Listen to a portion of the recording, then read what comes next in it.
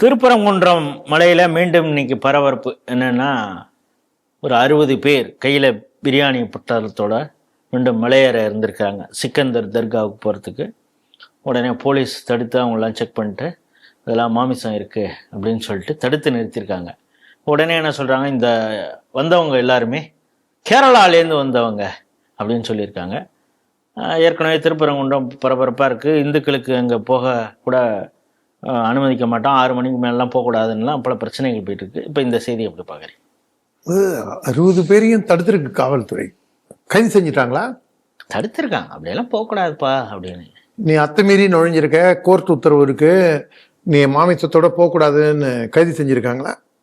அதெல்லாம் எதுவும் இல்லை. ஆனால் இன்னொன்று, இந்த சிறுபான்மையின மக்களுக்காக இருந்து கொண்டு அனைத்து சமுதாய மக்களையும் பராமரிக்கும் தாயுள்ளத்துடன் செயல்படக்கூடிய இந்த அருமை தலைவர், உத்தம தலைவர், முத்தமிழ் வித்தவர் தலைவர், தர்மத்தின் வாழ்வு தர்மத்தின் பக்கமே நின்று ஊழலுக்கு எதிராக பெரும் போர் புரிந்து இந்த தமிழகத்தை மீட்ட ரட்சகர் கலைஞர் கருணாநிதியின் மகன் முத்துவேலர் கருணாநிதி ஸ்டாலின் ஆட்சியில் இந்துக்களை எவ்வளவு பத்திரமா பாதுகாக்கிறாங்க பார்த்தீங்களா? எப்படி திருப்பரங்குன்ற மலையில வந்து முஸ்லீம்களை போகக்கூடாதுன்னு சொல்லி நீங்கள்லாம் என்னமோ பொண்ணு அவரை கிண்டல் பண்ணி பன் டிவி குன் டிவின்லாம் ஏதோ வீடியோ எல்லாம் போடுறீங்க. முன்னாடி அவருக்கு நன்றி தெரிவிங்க. நன்றி உள்ளவனா நடந்துக்க பழகுங்க. நன்றி உள்ள மனிதன் தான் வாழ முடியும் அப்படின்னு புரட்சித் தலைவர் எம்ஜிஆர். அது இல்லை, அது கலைஞருக்கு பிடிக்காது புரட்சித் தலைவர்னா. அதனால நீங்க படிலாம் இருக்காதீங்க, கலைஞருக்கு நன்றி தெரிவிக்கணும் எல்லாரும். இன்னைக்கு கூட அவர் சொல்லியிருக்காரு, இந்த ஸ்டாலின் என்ற ஒருவன் இருக்கிற வரைக்கும் இங்க வந்து மத பிரச்சனை ஏற்படுத்தலான்னு யாரும் கனவு கூட காண வேண்டாம் அப்படின்னு. அதாவது இதுக்கு நம்ம வாயாலேயே சிரிக்க முடியாது, கம்ப்ளீட்டா முண்டக்கட்டையா தான் பிறந்த மேனியா தான் சிரிக்கணும். அதுக்கு அவர் ஸ்டாலின் சொல்றதுக்கு மதக்கலவரமே, அதாவது அவர் சொல்லலாம், அதாவது மதக்கலவரமே ஏற்படுத்த முடியாது, நியாயத்தை கேட்டா மதக்கலவரங்கிறான் அல்ல. நீங்க ஏண்டா எனக்கு விளக்கத்தை எடுத்துக்காங்க பர்மிஷன் கொடுத்துருக்கானே, கிடையாது, 144 தடை உத்தரவு போட்டுருவோம், அங்கே பிரச்சனை வரும், நீங்கள் விளக்கேற்றக்கூடாது. இல்லை பூர்ணச்சந்திரனுக்கு அஞ்சலி செலுத்துகிறோம், பாய்மாருங்க கோச்சிப்பாங்க, நீங்கள் செய்யக்கூடாது. நாங்கள் பிள்ளையார் ஊர்வலம் போகிறோம், நீ கிடையாது, அந்த தெருவில் ஒரு பாய் குடியிருக்காரு, நீங்கள் போகக்கூடாது. நாங்கள் கோவிலுக்கு அன்னதானம் பண்ண போகிறோம், கிடையாது, அந்த இடம் வந்து பக்கத்தில் கிறிஸ்துவர்கள் இருக்காங்க, அவங்க கோச்சிப்பாங்க, நீங்கள் போகக்கூடாது. அதே மாதிரி நான் கோவிலில் சாமி கும்பிட போகிறேன், அந்த இடத்துல நான் ஈவேரா சிலையை வைப்பேன், கடவுளை கற்பித்தவன் முட்டாள், வணங்கியவன் காட்டுமராண்டி, பரப்பியவன் அயோக்கியன் அப்படின்லாம் அதில் எழுதுவேன். அப்படின்லாம் இந்த மாதிரிலாம் பல்வேறு விதமான நம்மளுக்கு இந்துக்களுக்கு எதெல்லாம் குஷியாக இருக்குமோ. இங்கே பாருங்கள் எவ்வளோ விஷயம் செஞ்சுருக்காங்க. விளக்கேற்றாத, அஞ்சலி செலுத்தாத, பிள்ளையார் ஊர்வலம் போவாத, கந்தசஷ்டி மாநாடு போடாத, கும்பாபிஷேகம் நல்லா அன்னதானம் பண்ணாத, இப்படிலாம் இருக்கக்கூடிய ஒரு இதில் வந்து மதக்கலவரம் வருமா சொல்லுங்க? மதக்கலவரம் தான். இதை தாண்டியும் உனக்கு பிடிச்சி ஜெயிலில் போட்டுருவேன் அப்படின்னா அதுக்கான பிரச்சனையே வரப்போறது இல்லையே. நீங்க அங்க எங்க உரிமையை கொடுன்னு சொல்லி 30 தாய்மார்கள் போன போது அவங்களையும் கொண்டு போய் அரெஸ்ட் பண்ணி கொண்டு போய் ராத்திரி 7-8 மணி ஆகியும் கவலைப்படாம வச்சிருந்தாங்க. 6 மணிக்கு மேல பெண்களை போலீஸ் கஸ்டடியில வைக்கக்கூடாதுங்கிறது நீதிமன்ற உத்தரவு இருந்தும், இந்த நீதிமன்ற உத்தரவை என்ன பெரிய ஹைகோர்ட்டு, நம்ம ராஜா அண்ணன் சொன்ன ஹைகோர்ட்டு தான், என்ன பெரிய ஹைகோர்ட்டு அப்படின்னு சொல்லி ஸ்டாலின் வந்து அவ்வளோ பத்திரமா பாதுகாக்கிறார். சட்டத்தை வந்து இந்துக்களுக்கு எதிராக என்னெல்லாம் செய்ய முடியுமோ இதை நாம வந்து அடிச்சா கூட நீ அழக்கூடாதுங்கிறார். ஏன்டா அழுதா ஜெயிலில் பிடிச்சி போடுறா? எத்தனை பேரை பிடிச்சி போட்டாங்க. இங்கேருந்து ஃப்ளைட் எடுத்துட்டு போய் குஜராத்தில் போய் பாவம் அந்த காசை வேற எதுக்காக செலவு பண்ணிட்டு போயிருக்கலாம். நம்ம அவர் பேர் என்ன, ஜான் ரவி, அவரை பிடிச்சிட்டு வந்தாங்க. ஏர்போர்ட்ல எவன் வரான்னு காத்திருக்காங்க. கள்ளக்குறிச்சியில நம்ம தம்பி ஒருத்தன், அவன் சாதாரணமா எழுதினத்துக்கு அவன் வந்து போற போக்குல ஒரு வார்த்தை எழுதினத்துக்கு அவன் மேல எஃப்ஐஆர் போட்டாங்க. இந்த ஏர்போர்ட்டுக்கு நீங்க சொன்ன மாதிரி வந்த மகாவிஷ்ணு கைது பண்ண 150 போலீஸ் போயிருந்தாங்க. அப்போ 150 போலீஸ் போய் நீங்க அந்த பள்ளிக்கூடத்துக்குலாம் வரவே கூடாது, நானும் உமானந்தன் அந்த பள்ளிக்கூடத்துக்குள்ள போய் பிரச்சனை எல்லாம் பண்ணிட்டு வந்தோம். அந்த அளவுக்கு நீங்க வந்து இந்துன்னு சொன்னா நீங்க ஒன்றும் பண்ணக்கூடாது. நீங்க வந்து பாகிஸ்தான்ல போய் ட்ரைனிங் எடுத்து வந்தவனா பரவாயில்ல இருக்கலாம், நீங்க வந்து ஆப்கானிஸ்தான் போயிட்டு வந்தவனா இங்க இருக்கலாம், கோர்ட்டை ஏமாத்துறவனா இங்க இருக்கலாம், கொலை பண்ணிருக்கீங்களா இங்க இருக்கலாம், மெத்தபெட்டமைன் வைக்கிறீங்களா கட்சியில பொறுப்பு உண்டு. நீங்க வந்து மெத்தபெட்டமைன் விற்கிறவன்ட்ட பணம் வாங்கி பணம் எடுத்து ஆடோட சம்போகம் பண்ணா என்ன பிரச்சனை அப்படின்னு கேட்குறீங்களா? அவர் வந்து பாய், அவர் வந்து இத்தனைக்கும் அவர் வீட்டு கல்யாணத்துல மணப்பெண்ணே இல்லாம ஹோமோசெக்ஸ் மாதிரி 2 பேரை ஸ்டேஜில் நிறுத்தியிருப்பார். அது அவங்க உரிமைன்னு யாராவது சொல்லலாம், நான் அதை ஏத்துக்கிறேன். எப்ப ஏத்துக்கிறேன்னா அவனுடைய உரிமைன்னு அவன் சொல்லும் போது நம்ம உரிமையில அவன் தலையிடாம இருக்கணும்.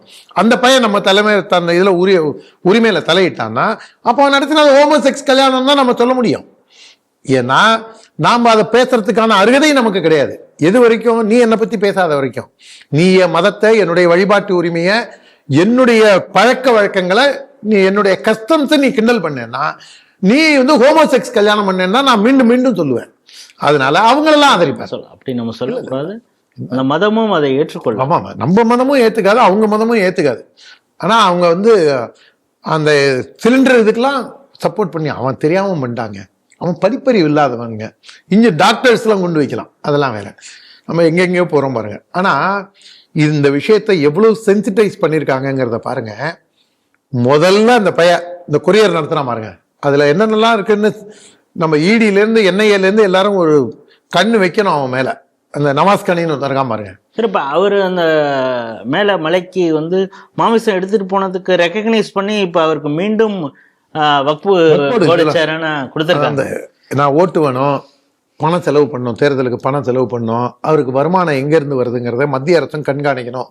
கொரியர் சர்வீஸ் மட்டும்தான் நடத்துறாரா, அந்த கொரியர் சர்வீஸ்ல குருவி சர்வீஸ் நடத்துறாரா, இதெல்லாம் என்ஐஏ இடி எல்லாம் கொஞ்சம் கவனிக்கணும்.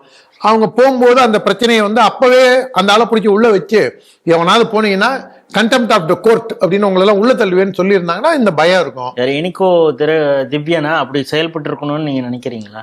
அதெல்லாம் அவங்க பாருங்க, அந்த எம்எல்ஏ வந்து ஒரு பொண்ணு தற்கொலை பண்ணிடுச்சு தஞ்சாவூர்ல திருக்காட்டுப்பள்ளியில. அந்த தற்கொலைக்கு தூண்டினோல போய் அந்த இனிக்கோ போய் மாலை போட்டு வர இங்க இருக்கக்கூடிய போலீஸ் அசிஸ்டன்ட் கமிஷனர், நீங்க டிஎஸ்பி சொல்றீங்க, அவரு டிஎஸ்பி உட்பட மொத்தமாவே இவங்க கூட இருக்கிற எல்லா பயிலுமே திருட்டு பையங்கிறது தான் இந்த இனிக்கோ இதயராஜ்யம் சொல்றேன், இந்த இனிக்கோன்னு சொல்றேன்.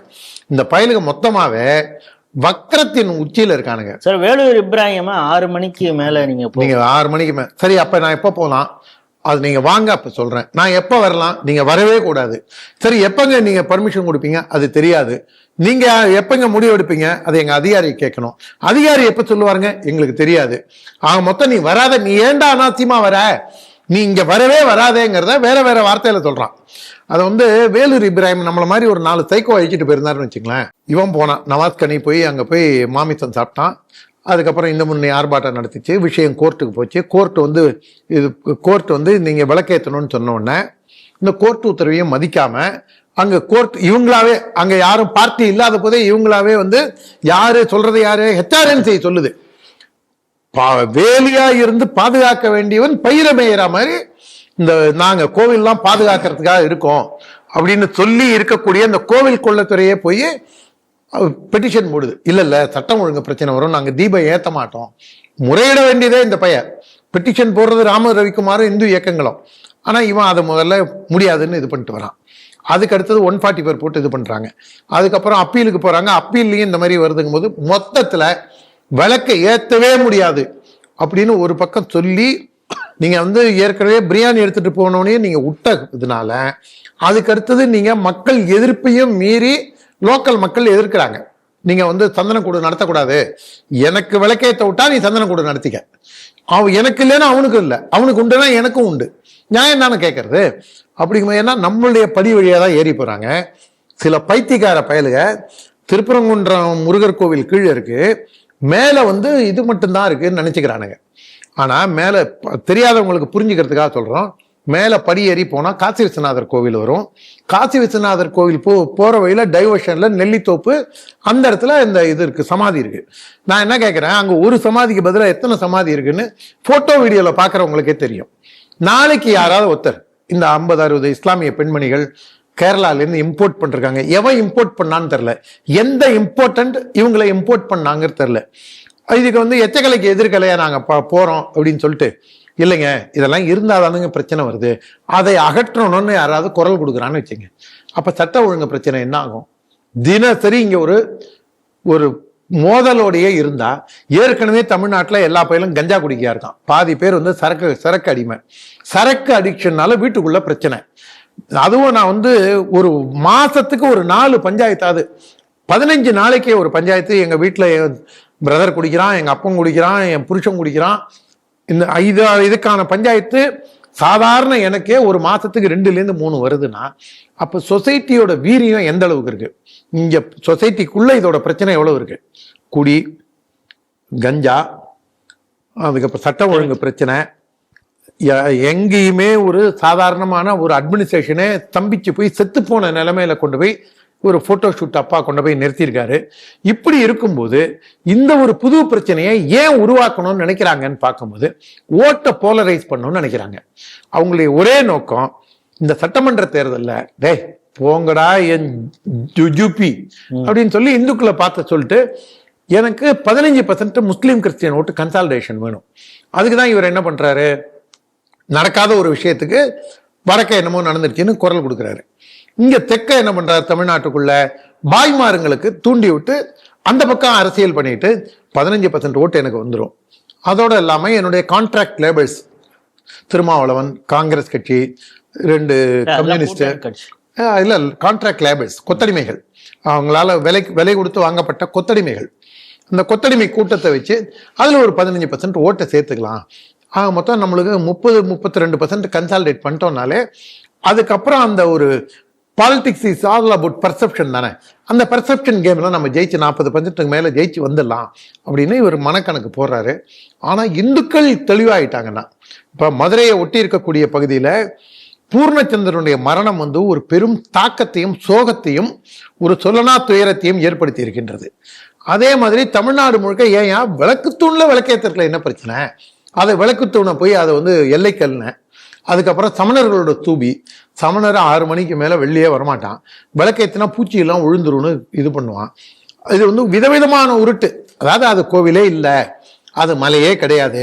நான் ஒரு கேலண்டர்ல பார்த்தேன், சிக்கந்தர் மலை அப்படின்னு போட்டு வாட்ஸ்அப்ல கூட அந்த இது வருது, சிக்கந்தர் மலை தர்கா சந்தனக்கூடு அப்படின்னு. நான் 2 நாள் முன்னாடி அந்த கேலண்டர் ஒருத்தன் கிழிச்சு எனக்கு போட்டோ எடுத்து அனுப்பிச்சிருந்தான். அப்போ எந்த அளவுக்கு உங்க நெரேட்டிவ் செட் பண்றாங்க. 10 வருஷம் கழிச்சு 20 வருஷம் கழிச்சு பாருங்க, நாங்க அன்னைக்கே அப்படி சொன்னோம், அது சிக்கந்தர் மலை, இவங்க உரிமை கொண்டாடல அப்படின்னு இந்த பக்கம் ட்ரிகர் பண்ண பாக்குறாங்க. இந்துக்கள் பேசினா என்ன சொல்றாங்க, இவங்க உத்தரப்பிரதேச மாதிரி இவங்க மதக்கலவரத்தை தூண்ட பாக்குறாங்க, இவங்க மதவெறியர்கள் அப்படின்னு நம்மளை பிராண்ட் பண்றாங்க. நீ பண்ணினா பண்ணிக்க, ஏன் உரிமையை விடமாட்டோம் அப்படின்னு இந்துக்கள் தெருவில் வந்தா தமிழகத்தின் கதி என்ன என்பதை இந்த முதல்வர் சற்றேனும் கிஞ்சித்தேனும் சிந்திக்க வேண்டும். முரட்டுத்தனமா இல்லாத ஒரு விஷயத்த அவங்க நிறுவ பாக்குறாங்க. ஒருவேளை நீ படி ஏறி போறது என் வழியா, நீ ஏன் வர அப்படின்னு சொல்லி ஊர் மக்கள் மறிக்கிறான், அது ஒண்ணு. 2வது, நீ குர்பானி கொடுத்தேன், தர்கால அசைவம் சாப்பிட்ற வழக்கமே கிடையாது, இது ஏன் புது வழக்கத்தை ஏற்படுத்துறாங்க. ஒரு பக்கம் தர்கா இல்லைன்னு உருட்டுறானுங்க, தர்காக்கு எதிராக போராடுறான். இன்னொரு பக்கம் அந்த பயலே தர்கால நாங்க போய் சாப்பிடுவோங்கிறான். ஒண்ணு வாயால பேசணும், இல்ல ஆசன வாயால பேசணும், 2 தலையும் பேசுவேன்னா இது எப்படி? இது ஒரு கேவலமான அரசியலை திமுக முன்னெடுக்கின்றது.